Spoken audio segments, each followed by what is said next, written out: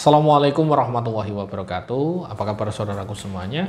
Video kali ini saya ingin membahas mengenai penyakit beberapa klien saya yang datang ataupun langsung WA ya di WA saya begitu. Mengenai permasalahan ketika setelah melahirkan ya. Yang namanya ibu hamil ketika melahirkan kan membutuhkan asupan ASI untuk bayinya. Nah, ini ada beberapa orang yang memang susah untuk mengeluarkan ASI atau ASInya tidak lancar. Nah, apakah bisa disembuhkan dengan terapi wirid begitu kan? Pertanyaannya banyak yang seperti itu.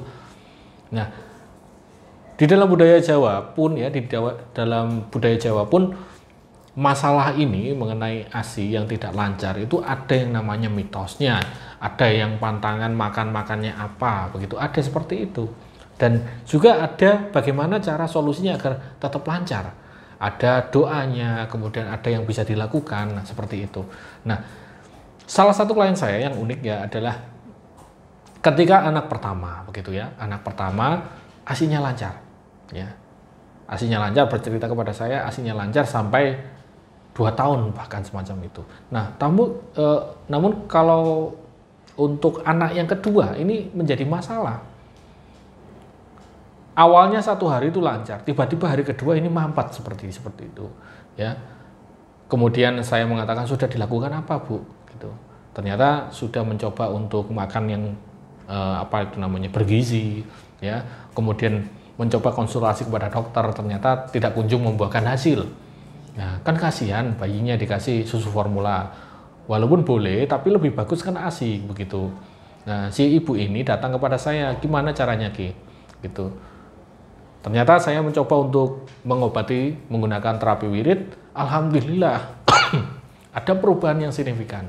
Yang asalnya mampet itu seterusnya begitu tidak keluar sama sekali. Nah, beberapa hari ya setelah melakukan terapi wirid dan ada saran-saran, kemudian ada ramuan yang memang saya kuasai, ramuan Jawa begitu mengenai obat-obatan untuk melancarkan ASI. Saya tahu ya ilmunya begitu. Lapo mas? Mas. Oke. Ya, jadi gini tadi untuk salah satu murid saya dari kejauhan senyum-senyum, kemudian menunjuk saya begitu sambil malu-malu. Mengenai istri saya katanya kan mungkin gitu. Nah, istrinya Ki bagus itu gimana? Nah, ini saya bicara. Tadi klien saya kan, sekarang istri saya. Kalau istri saya ya nggak usah ditanya mas ya. Ya mas, nggak usah ditanya. Ya memang mengalami hal yang sama seperti ibu-ibu tadi ya. Anak saya 3, pertama itu disusui ya, dikasih ASI. Yang kedua itu mampet. Ya, saya kasihkan ini loh, iki tungone. Kemudian carane ini ya, diwoco pas bar sholat itu diwoco. Sama istri saya begitu. Bahkan sampai 2 tahun anak saya yang kedua itu minum ASI terus. Kan malah hemat gitu kan. Formula sudah tidak laku kalau untuk anaknya saya yang kedua.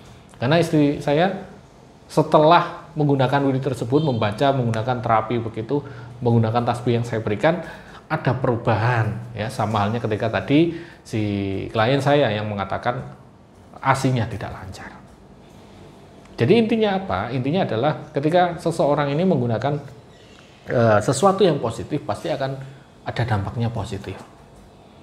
Ya, wasilah di dalam terapi wirid menggunakan tasbih yang sudah saya proses menggunakan ilmu hikmah juga ya, membuahkan hasil jika digunakan dengan serius.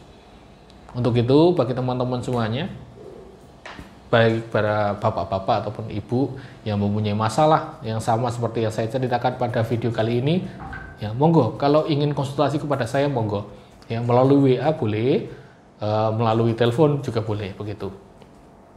Mudah-mudahan apa yang saya sampaikan ini bermanfaat kepada teman-teman semuanya. Sekian dari saya. Wassalamualaikum warahmatullahi wabarakatuh.